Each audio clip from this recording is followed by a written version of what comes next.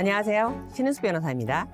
오늘 제가 결혼과 이혼에 대해서 강연을 하려고 하는데요. 왜 이혼이면 이혼이지, 결혼이면 결혼이지, 왜 결혼과 이혼을 같이 생각해야 되는가, 이런 부분에 대해서 의문이 있으실 것 같습니다. 이거는 결코 뗄래야 뗄 수 없는 동전의 양면과 같은 거죠.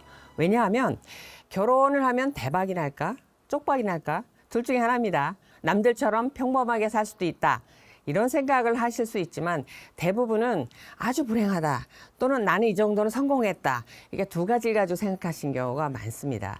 그러면 성공하는 결혼하고 내가 실패했을 때 이혼하는 게 뭐 굉장히 큰 차이가 있을까? 그렇지 않습니다.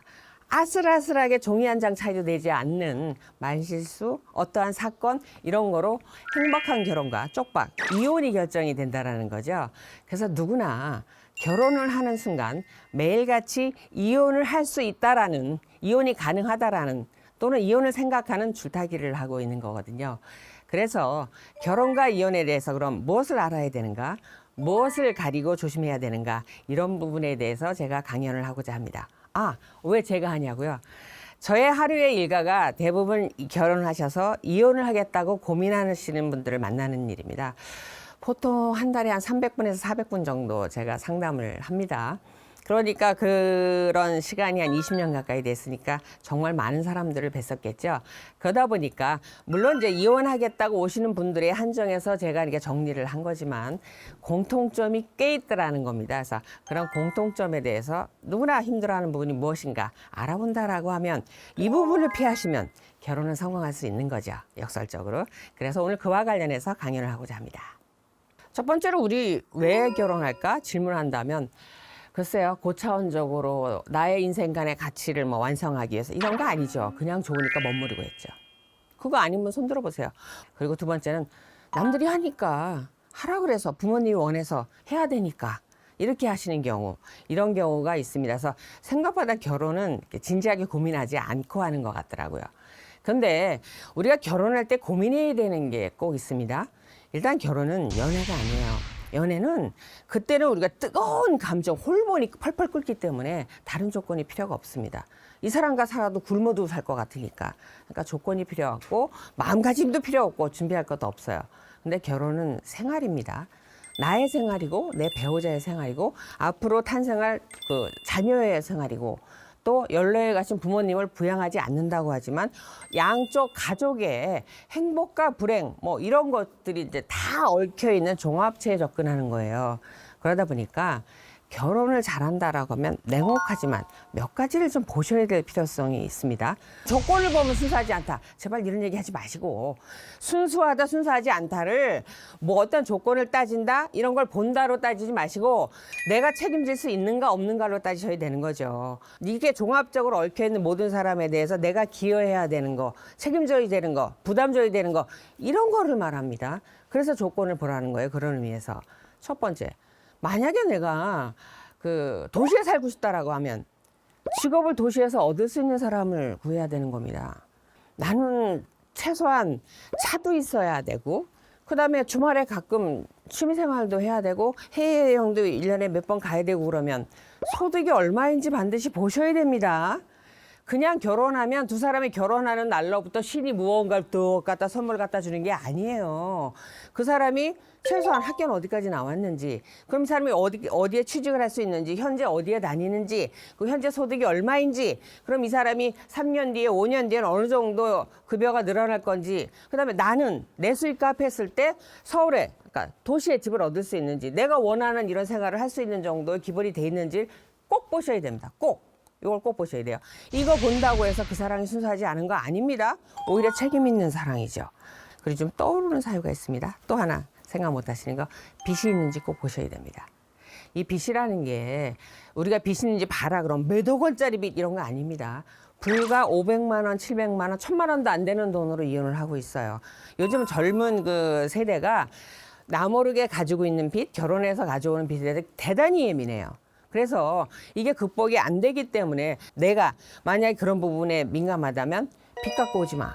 난 이런 게 없었으면 좋겠어. 정확히 얘기를 해야 된다는 거예요. 그래야 서로 오해가 없고 성공할 수 있습니다. 그래서 결혼할 때 행복해지려고 하는 결혼은 일정 부분의 조건이 좀 필요하더라. 단 조건만 보려는 게 아니라 뜨겁게 사랑하는 게 먼저죠. 사랑한다고 하지만 그래도 영원히 사는 삶에 있어서 준비는 좀 돼야 된다. 이런 생각을 하셔야 되고요. 자, 이렇게 해서 결혼해 볼까요?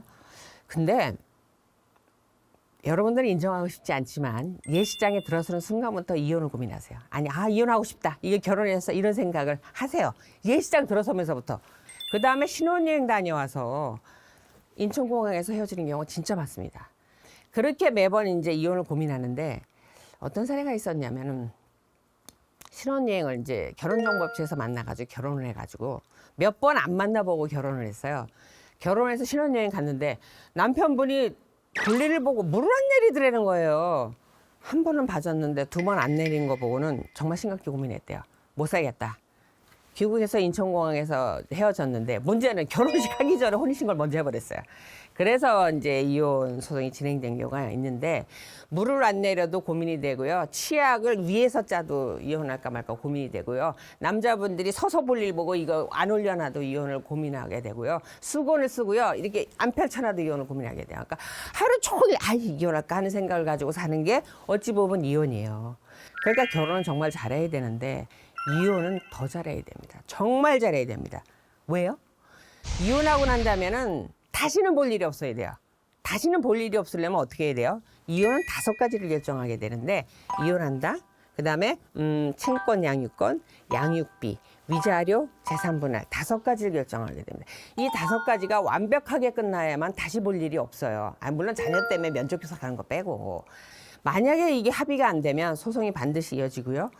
제가 경험한 거로는 두 사람이 정말 미우니까 어떻게든 어떻게 협의회원을 대충해서 끝냈어요. 그 이후로 5년 동안 7개의 소송을 했습니다. 그러면은 이 인생이 정말 지옥입니다. 그러니까 이혼은 다시 볼 일이 없게 깔끔하게 된다라는 면에서 이 5가지를 꼭 결정을 하셔야 되는데 일단 합의가 잘 안 되는 부분이 친권양육권입니다. 아이를 누가 친권자로 지정이 되고 누가 데리고 살 수 되느냐가 합의가 잘 안 됩니다. 저희가 이혼소송을 수임해서도 친권양육권이 합의가 안 되는 경우는 2년은 각오를 합니다. 소송이 한 2년 정도 갑니다. 왜냐하면 양육권을 결정하기 위해서 여러 가지 절차가 있거든요. 아이 양육권자로 누가 적당한지를 보기 위해서 아동 심리 검사를 하게 됩니다. 어느 쪽에 친밀도가 있고 아이가 어느 쪽에 거부감이 있는지 이거 하는데도 몇 달이 걸리게 되고 또 그 집에도 각각 방문해서 환경조사도 하고 여러 가지 절차가 있어서 1년 반에서 2년 정도가 소요되고 있습니다. 이런 부분을 두 분이 무슨 수로 합의를 하겠어요. 법원에서는 이 5가지를 완벽하게 정리하기 위해서 노력하기 때문에 당사자의 합의가 원만하지 않거나 깔끔하게 끝나지 않을 것 같다라고 하면 재판을 이용하시는 게 좋습니다. 그리고 재산분할은 누가 뭘 갖고 있는 부분을 누가 어떻게 준다. 여기서 잊어먹으시면 안 되는 게 언제까지 준다를 반드시 정하셔야 돼. 꼭 협의하실 때 이거를 못하세요. 언제까지를. 이걸 해야만 그 이후에 안 주면은 집행만 하면 되니까 그런 부분 정리를 하셔야 되고 대부분 위자료는 합의가 되질 않습니다. 그리고 금액이 적으니까 사실 위자료는 빼셔도 돼요. 마지막이 이제 양육비입니다. 양육비에 대해서 합의가 잘 안 되는 게 공통적으로 재산을 가지고 있는 쪽에서 재산 분할을 주장할 때하고 기여도 주장할 때하고 양육비 주장할 때 태도가 확 달라집니다. 일단 재산 분할을 막 논의할 때 뭐라고 하면요. 이거 제가 다 벌었고요. 특히 남자분들이 그런 얘기 잘하세요. 전업주부 아내에서 아무것도 한 게 없어요. 기여한 게 제로예요. 그다음에요. 이 아내가 결혼해서 사치가 심해갖고요. 내 자산이요. 10억이었는데 5억으로 줄었다니까 못 줘요. 이렇게 나와요. 그래서 재산 분할을 어찌저찌 조정을 한 다음에 이제 양육비로 들어가면 제가 요즘 코로나가 와서요 돈도 못 벌고요 돈이 없어요. 그래서 돈이 없어요. 그래서 그럼 제가 아니 아까 다 보셨다며 그러니까 그건 코로나 전이고요 지금은 못 벌어요 적자예요. 이렇게 얘기하신다니까요. 그러니까 이게 합의가 되겠습니까? 안 된다니까요. 그 양육권에 대해서 그러면 결정하기 위해서는 가정법원에서 발표한 게 있어요. 양육비 산정 기준표라고 인터넷 포털에 한번 찾아보시면 가정법원에서 발표한 게 있습니다. 애 나이에 따라서, 근데 소득에 따라서 한 명도 얼마씩 판결을 하겠다. 이렇게 정해놓은 기준이 있어요. 이거는 남편이 소득이 있다라고 하면 또는 아내가 소득이 있다라고 하면 원천징수. 작년에 세금 신고할 때 금액이 얼마인지를 알아야만 정확히 논의가 됩니다. 마지막으로 이제 뭘 정리하셔야 되냐면 아이를 반반 양육할 수는 없어요. 한쪽이 양육을 하게 되고 면접 교섭이라는 걸 하게 되는데 보통은 한 달에 2번을 지정해서 주말에 1박 2일 2번 이렇게 하게 되고 여름방학 때 이제 5박 6일 하기도 하고 명절 때 또는 뭐 두 분이 합의하신다 그러면 크리스마스 때, 생일 때, 어린이날 뭐 구체적으로 이렇게 합의를 하게 되는데 만약 협의혼하고 나서도 이렇게 면접교섭에 대해서 합의가 안 되면 면접교섭과 관련해서 이행명령 신청해서 소송이 다시 시작될 수밖에 없습니다. 그런 법원의 원칙은 한 달에 2번 격주로 1박 2일입니다. 반드시 보여주셔야 되고 이 면접교섭을 불이행하게 되면 양육권자 지정에 불리해지게 됩니다. 그리고 그런 걸 떠나서 아이들에 대해서 두 분이 이혼을 하시면서 미처 생각을 못 하시는 게 있어요. 가운데 있는 애를 미처 배려를 하지 못합니다. 두 사람이 너무 힘드니까 애가 힘들 거라는 생각을 미처 못해요. 이혼하고 난 다음에 이제 반성하면서 하게 되는데 미처 이 아이에 대해서 못해요. 근데 이 아이 입장에서는 돌만 돼도 합니다. 돌이 뭐야 100일만 돼도 합니다. 이 지나가는 바람으로 이 집안에 뭔 일이 있다는 걸 애들이 직감적으로 알아요. 제가 드리고 싶은 말씀은 뭐냐면요. 이 아이가 진정으로 행복하려고 하면 엄마 아빠를 다 자유롭게 봐야 돼요. 이런 부분 꼭 당부드리고 싶습니다. 여기까지 정리하시면 이제 완벽하게 보지 않아도 되는 사이로 이혼하게 되는 거겠죠.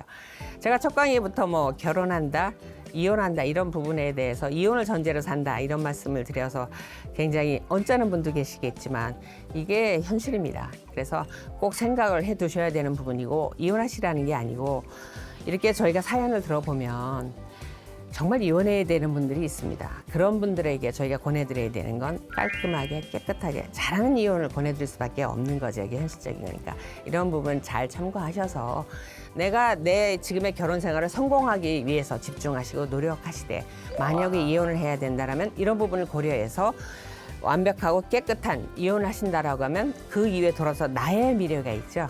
그래서 전원이 정리가 안 되면 나의 미래도 없습니다.